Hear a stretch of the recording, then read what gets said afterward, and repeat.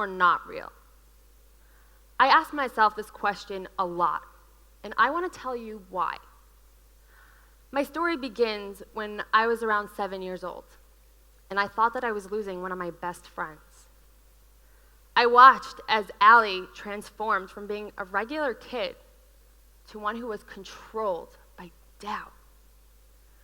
I can still remember how helpless I felt when I saw her standing at the sink, washing her hands for what must have been the 7th time that hour, trying to get off imaginary germs that only she could see. I wanted to help her to make it stop, but I didn't know how. OCD is called the doubting disease because people who suffer from it are always second-guessing everything. Did I turn off the stove? Could I have maybe hit somebody when I was pulling out? What they crave more than anything is certainty. But ironically, in order to get to certainty, they first need to be willing to give it up.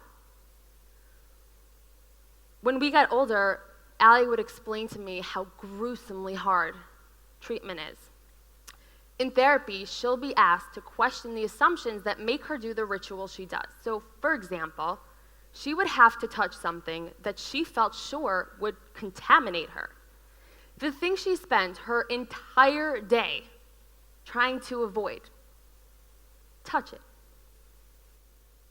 The anxiety is so strong. I mean, every survival instinct is screaming out, insisting that something bad is going to happen. Every survival instinct, except for that one small voice that says, maybe it'll be okay. It takes time, but the anxiety does go down. And this person has earned themselves an entirely new world to live in, where they went from being a slave to doubt to a chooser of their own truth. Now, I have always felt sympathy for what Allie goes through, but I don't think I ever felt true empathy until I started feeling real anxiety of my own. In college, I became convinced that I was not going to be able to pass my classes. I had been a straight A student up until that point and never come close to failing, but all of a sudden my future was set.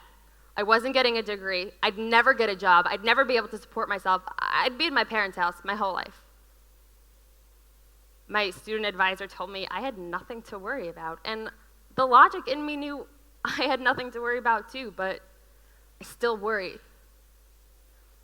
For the first time in my life, I felt like in some tiny way I understood what Allie went through every day. I mean, I'm not comparing our experiences, but here we were, both stuck behind thoughts that we knew didn't make sense. I started to wonder if maybe I have OCD or some other disorder. I was taking psychology classes at the time, and I learned about the spectrum approach, which says that everybody in the population exhibits symptoms of mental disorders. What dictates where you are on this line is the extent to which these behaviors control your life. So actually, what can separate a normal person from an Allie can be a space on a line this big. A technicality, really. Learning this made me feel so much closer to her because I realized that this line connects us to each other, and it connects all of us because we're all made of the same stuff. We all are prisoners to beliefs about ourselves, about our world, that aren't true. And I think that maybe we would have more compassion for those who struggle with their reality if we would join their struggle too, because it's ours as well. I have a lot of respect for those who deal with anxiety disorders because these are people who spend their day chasing after truth. You know who else I realized spent their days that way? Plato. Aristotle. Countless philosophers who have shaped the way we think because they've delved into profound ideas like existence and reality and truth. Why is it that their names bring up so much respect and admiration, yet when we think of people with mental disorders, we feel uncomfortable and distance?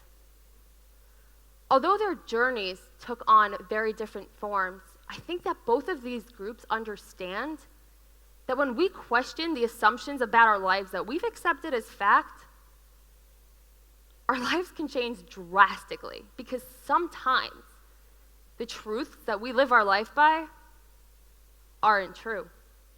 And the walls that we've been hiding behind, they don't exist. Philosopher René Descartes said that if you would be a real seeker after truth, it is necessary that at least once in your life, you doubt as far as possible all things. He understood that doubt is not a roadblock, it's a road sign. And he chose to face uncertainty head on. Allie and I try to make that choice every day. Imagine the world that we could all live in if we would ask ourselves the question, real or not real? If we could let go together and dare to doubt. Thank you. Thank you.